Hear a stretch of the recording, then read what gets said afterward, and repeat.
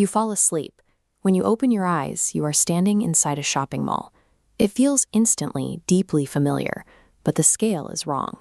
The fluorescent lights flicker overhead, and the corridor stretches on into a physical impossibility. As you try to navigate, the details become unsettling.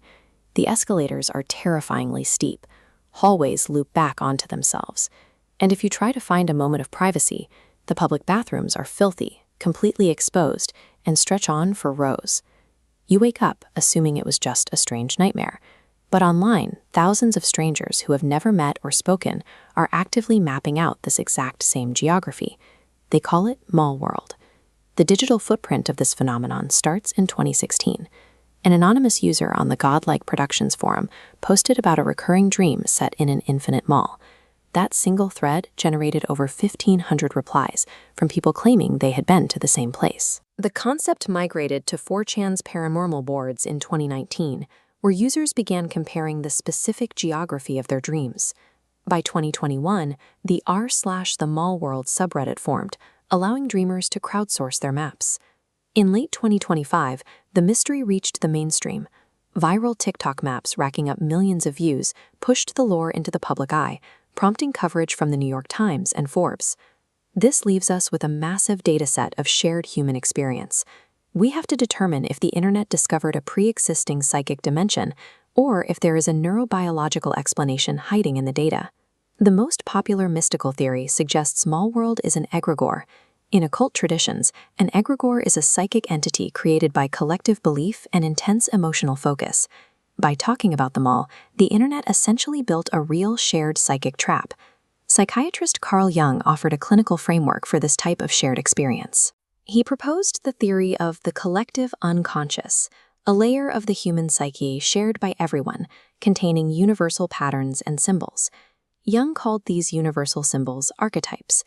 Under this framework, the modern shopping mall acts as the psychological equivalent of an ancient temple or labyrinth. Specific dream elements fit perfectly. Impossible escalators represent the mind moving between levels of consciousness. Darkened upper floors symbolize undeveloped potential. Jung provides a poetic framework for shared symbols, but it lacks the hard scientific evidence required to prove we are literally visiting a shared location. To find that, we have to examine the physical spaces we actually inhabit. Anthropologist Marc Auger coined the term non-places to describe sterile, transient zones like airports and malls. These are spaces stripped of human identity and authentic connection. Inside these non-places, retail architects employ a strategy known as the Gruen transfer. Named after Victor Gruen, this is the moment a consumer is overwhelmed by a confusing layout and loses track of their original intentions, becoming susceptible to sales manipulation. During REM sleep, the brain recycles these blueprints.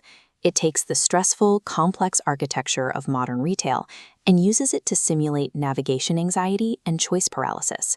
Dreamers aren't connecting to a telepathic realm. They are experiencing the psychological aftereffects of the exact same manipulative consumer design. The intense dread associated with Mallworld stems from a specific biological trigger, known as the architectural uncanny valley. When a built environment deviates slightly from its expected structural pattern, it triggers an involuntary threat response. The environment doesn't just look wrong, it feels dangerous. This biological reaction defines the liminal space aesthetic.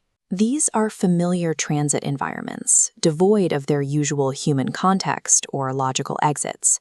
Without people, the architecture itself feels hostile. Mallworld's terror comes from our own brain's threat detection system misfiring.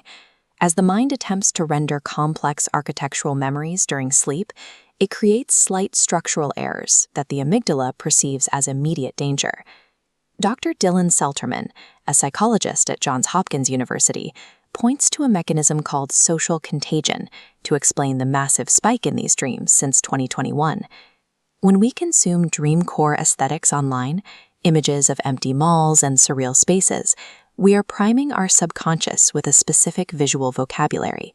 This creates a feedback loop. You have a vague, stressful dream about a building.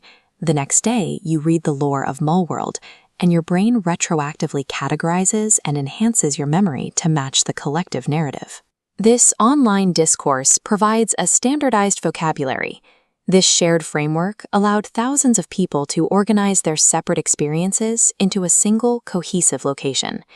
The viral nature of Mallworld demonstrates how easily digital media and social suggestion can reach into our sleep, rewriting our most private subconscious experiences. The eerie, dead malls of our nightmares are only possible because of the bustling malls from our childhoods. Millions of people absorbed the exact same spatial templates: the food courts, arcades, and department stores. We all collected the same raw material for the dreaming mind. Mallworld proves that even in our most isolated state, we remain deeply connected. We are tied together by the physical spaces we've built, the anxieties of consumerism, and the stories we choose to share.